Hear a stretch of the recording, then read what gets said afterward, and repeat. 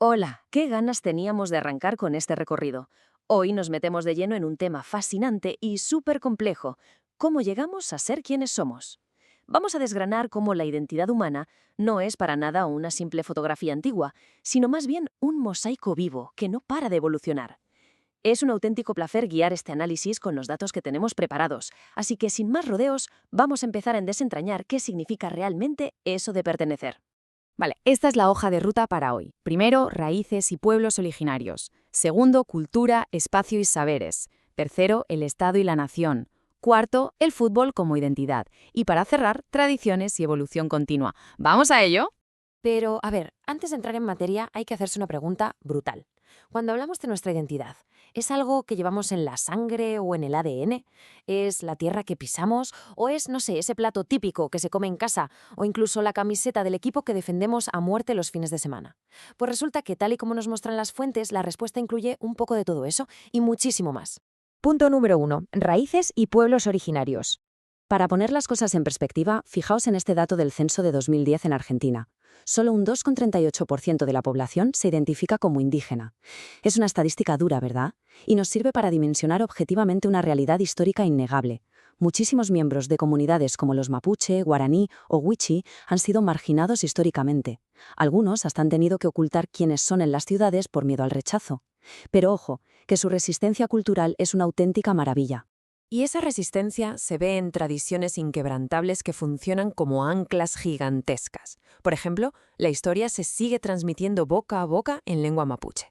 Luego tenemos celebraciones espirituales increíbles, que siguen vivísimas, como la Chacana o Fiesta de las Cruces, a principios de mayo en los Andes, o el mismísimo Año Nuevo Mapuche el 21 de junio, que está marcadísimo por el ciclo del sol y las cosechas.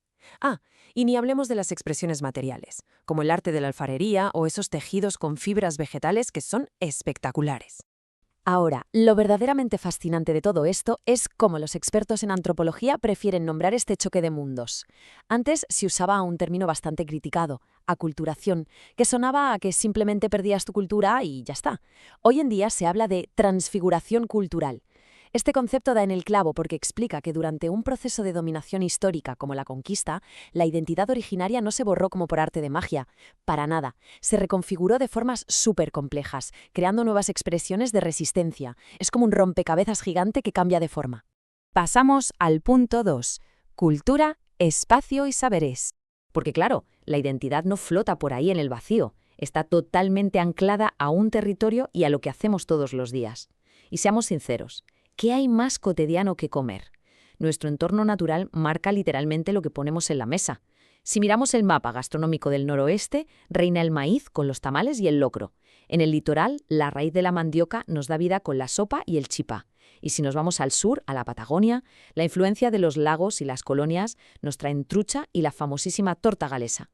Cada bocado que damos es, en el fondo, un trozo de territorio hecho cultura. Y al igual que la comida, el arte actúa como el espejo del alma de una región.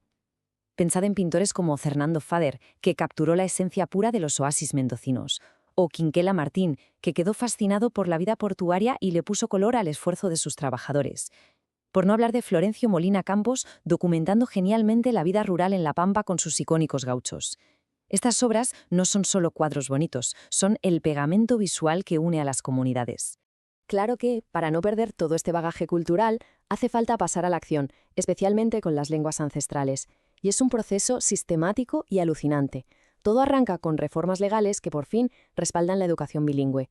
A partir de ahí, se crean escuelas interculturales, como las de la comunidad Wichi en el Chaco o la escuela Mapuche en Buenos Aires. Y el paso definitivo, y el más bonito en mi opinión, es cuando los ancianos y los auxiliares docentes bilingües entran al aula. No solo enseñan idioma, transmiten las técnicas, las leyendas y toda la memoria de su pueblo. Vamos con el número 3. El Estado y la nación. Vale, ahora toca alejar un poco la lente. En el siglo XIX, los estados modernos tenían un reto gigantesco: unificar un auténtico crisol de razas. Hablamos de inmigrantes italianos, españoles, ingleses, franceses y chinos, conviviendo de golpe con poblaciones indígenas y criollas. ¿Cómo consigues que gente tan diferente se sienta parte del mismo equipo? Pues el Estado tuvo que ponerse manos a la obra e inventar símbolos compartidos. Institucionalizó un himno nacional, plantó una bandera y dibujó el mapa del territorio. De repente, todas estas personas empezaron a sentirse unidas bajo un mismo paraguas nacional. Número 4. El fútbol como identidad. Y esto nos lleva a un terreno muchísimo más moderno y súper apasionante. El deporte como territorio. Como afirman los autores de sociología que estamos viendo, el fútbol es un deporte que construye identidades. Suena una frase sencilla, pero el impacto es bestial. Los equipos se convierten en constructores simbólicos. Los colores de un club acaban representando a ciudades enteras, y el estadio pasa a ser ese lugar donde se forja un sentido de pertenencia que a veces es incluso más fuerte que la propia nacionalidad. Pero cuidado, porque esta identidad deportiva tiene una doble cara clarísima. En el lado positivo, es una herramienta de integración alucinante, une a la gente y crea un sentimiento de comunidad increíble. Sin embargo, la otra cara de la moneda es el fanatismo. Al mover tantas pasiones, el fútbol puede ser la mecha que encienda hostilidad y violencia extrema, arrastrando tensiones políticas a la grada. Las fuentes nos citan ejemplos muy concretos de esta tensión, mencionando concretamente el caso del derbi de Glasgow entre el Chelsea y el Rangers, ilustrando cómo se mezclan el deporte y las grietas sociales más profundas. Y esto ilustra brillantemente hasta qué punto el estadio es un espejo sociopolítico. Remontémonos a la antigua Yugoslavia, finales de los 80, crisis económica galopante y el paro por las nubes. A principios de los 90, esa crisis mutó en un nacionalismo feroz. Y ojo a esto, porque la olla a presión no reventó primero en los parlamentos, sino en un partido de fútbol. El 13 de mayo de 1990 estalló un disturbio masivo entre aficiones serbias y croatas. Aquello pasó de los asientos del estadio a las calles con armas reales, siendo la antesala de la independencia del Estado de Croacia, las identidades nacionales chocando de frente en el césped. Y llegamos al punto 5. Tradiciones y evolución continua. Después de hablar de raíces, platos típicos y estadios, hay que dejar algo clarísimo. La identidad no es una reliquia polvorienta que heredamos intacta. ¿Qué va? Existe un concepto súper potente que es el de tradiciones inventadas. Básicamente son símbolos o prácticas que se construyen a propósito, de manera consciente, para marcar fronteras y decir nosotros somos esto y vosotros sois aquello. Es decir, la cultura se amasa constantemente. Se modifica tanto compartiendo un mate tranquilamente con amigos como inventando grandes tradiciones para delimitar quién pertenece al grupo y quién no. Así que, en resumidas cuentas, nadie tiene una única identidad. Es imposible, somos un cóctel completamente plural. Quienes analizan todo esto saben que nos define nuestra edad, nuestra clase social, nuestra herencia étnica, nuestras creencias y hasta la especialidad laboral que tenemos. Somos un entramado dinámico que arrastra la historia de nuestros antepasados, sí, pero que también se redefine cada día con nuestras propias interacciones. Y para terminar, os lanzo esta reflexión provocadora. Si tenemos claro que este mosaico increíble que es la identidad se construye y se modifica cada 24 horas, ¿qué porcentaje de lo que somos es una herencia inevitable?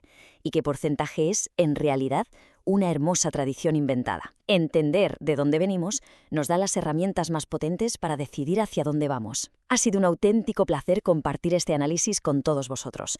Ojalá os haya picado la curiosidad para seguir tirando de este hilo tan apasionante.